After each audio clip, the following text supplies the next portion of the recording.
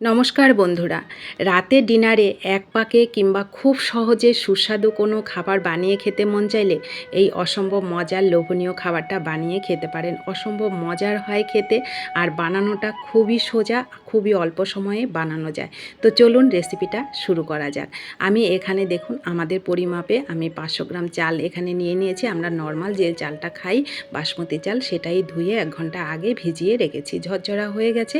এখানে কিছু সয়াবিন নিয়েছি 100 গ্রাম, ধুয়ে গরম জলে পরিষ্কার করে নিয়েছি। 4টে ডিম নিলাম। ব্যাস, এটা দিয়েই আজকে তৈরি করব। কিছু মশলা এখানে নিলাম। আমি গরম মশলা নিয়েছি এখানে বাটিতে, কয় কোয়া রসুন, একটা বড় সাইজের পেঁয়াজ আর 1 টুকরো আদা নিলাম, কয়েকটা কাঁচা লঙ্কা চিড়ে নিলাম। অল্প মশলায় তৈরি করব বলে আমি অল্পই নিলাম, আপনারা চাইলে কম বেশি করে নিতে পারেন। তো গ্যাসে কড়াইটা বসিয়ে আমি এখানে 2 চামচ মতন তেল দিলাম। দিয়ে তেলটা গরম হয়ে গেলে ডিমটাকে ভেজে নিচ্ছি লবণ আর হলুদ দিয়ে। তো ডিমটা আমার একটু লাল লাল করে ভাজা হয়ে গেছে। যেটুকু তেল ছিল ওইটুকুর মধ্যে সয়াবিনটাকে দিয়ে দিলাম। একটু লবণ দিয়ে সয়াবিনটাকে ভেজে নেব, তাহলে সয়াবিনের ভেতরে লবণটা যাবে আর খেতেও ভালো লাগবে। তো সয়াবিনটা আমার ভাজা হয়ে গেল, সয়াবিনটাকে আমি তুলে নিচ্ছি। এইবার এখানে 1.5 চামচ মতন তেল দিলাম। তেলটা আমি অল্প করে দিচ্ছি, যে অল্প তেল মশলায় তৈরি করব বলে, তার জন্য আপনারা চাইলে কিন্তু বাড়িয়ে দিতে পারেন। তো এখানে আমি শুকনো লঙ্কা, গরম মশলা, জিরে, তেজপাতা ফোড়ন দিলাম, আর যে মশলাটা তৈরি করেছিলাম পেঁয়াজ রসুন আদার, সেটা এখানে দিয়ে দিলাম। এখানে কিন্তু গরম মশলাটাও আছে। এখানে একে একে আমি 1 চামচ করে জিরের গুঁড়ো, ধনের গুঁড়ো, 1 চামচ চিনি, 1 চামচ লঙ্কার গুঁড়ো, আর হচ্ছে 1 চামচ আমি এখানে দিলাম বিরিয়ানি মশলা। বিরিয়ানি মশলাটা দিলে খেতে একদম বিরিয়ানির মতন হয়। তো গ্যাসের ফ্লেমটাকে মিডিয়ামে করে রেখে আমি 2 মিনিট মশলাটাকে সুন্দর করে কষিয়ে নিলাম। তো মশলাটা যখন কষানো হয়ে যায়, তখন এখানে আমি 1 কাপ লিকুইড দুধ দিয়ে দিলাম। এই দুধটা দিলে খেতে কিন্তু অসম্ভব মজার লাগে। হাতের কাছে যদি লিকুইড দুধ না থাকে, গুঁড়ো দুধও কিন্তু আপনারা গুলে গরম জলে দিতে পারেন। তো এইবার আমি আরও 2 মিনিট কষিয়ে নেব, সঙ্গে সয়াবিনগুলোকেও দিয়ে দিলাম। সয়াবিনটাও কষানো হয়ে যাবে, সয়াবিনের ভেতরে মশলাটাও ঢুকে যাবে, আর মশলাটাও কষানো হবে, সয়াবিনটাও কষানো হবে।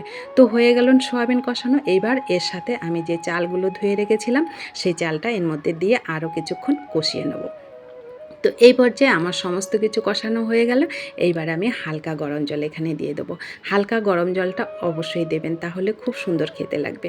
তো এইবার আমি জলটা কতটা দিয়েছি একটু খেয়াল করলেই বুঝতে পারবেন। চালের উপরে কিন্তু অল্পই জল আছে।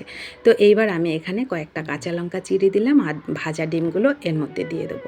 দিয়ে গ্যাসের ফ্লেমটাকে একদম মিডিয়ামে করে রেখে, এখানে আমার একটু লবণ লাগতো, একটু লবণ এখানে দিয়ে দিয়েছি। দিয়ে গ্যাসের ফ্লেমটাকে মিডিয়ামে করে রেখে এটাকে ঢেকে কিছুক্ষণ রান্না করে নেব। কিছুক্ষণ রান্না করলে দেখবেন এগুলো কিন্তু এক পর্যায়ে উপর থেকে জলটা শুকিয়ে আসবে, আর নিচে তখন জলটা থাকবে। সেই সময় উপর থেকে দিয়ে দেবো ঘি। ঘিটা অবশ্যই একটু বেশি করে দেবেন, খেতেও ভালো লাগবে, আর মানে ফ্লেভারটাও খুব সুন্দর হবে। তো ঘিটা দিয়ে আমি গ্যাসটাকে একেবারে লো করে রেখে আরও 2 মিনিট রান্না করে নিলেই এটা একদম ঢেকে রাখবো। ঢেকে রাখলে একদম খুব সুন্দর ঝরঝরা পারফেক্ট বিরিয়ানি কিন্তু তৈরি হয়ে যায়। একদম ঘরোয়া উপায়ে বিরিয়ানি খুবই সহজে তৈরি হয়। আর হাতের কাছে যদি কেওড়া জল, আতর জল থাকে, সেটাও কিন্তু এখানে দিয়ে দিতে পারেন। তাহলে একেবারে পারফেক্ট বিরিয়ানির মতন ফ্লেভারটাও হবে, খেতেও লাগবে। আর খেতে কিন্তু অত্যন্ত সুস্বাদু হয়, একেবারে ঝরঝরা হয়, খুবই মজার একটা খাবার। এক পাকে তৈরি হয়, খুব সহজে তৈরি করা যায়। তো অবশ্যই বাড়িতে তৈরি করে খাবেন, ভালো লাগলে অনেক অনেক শেয়ার করে দেবেন। আর ইউটিউব থেকে দেখলে ইউটিউব চ্যানেলটা সাবস্ক্রাইব করে দেবেন যারা নতুন বন্ধু আছেন।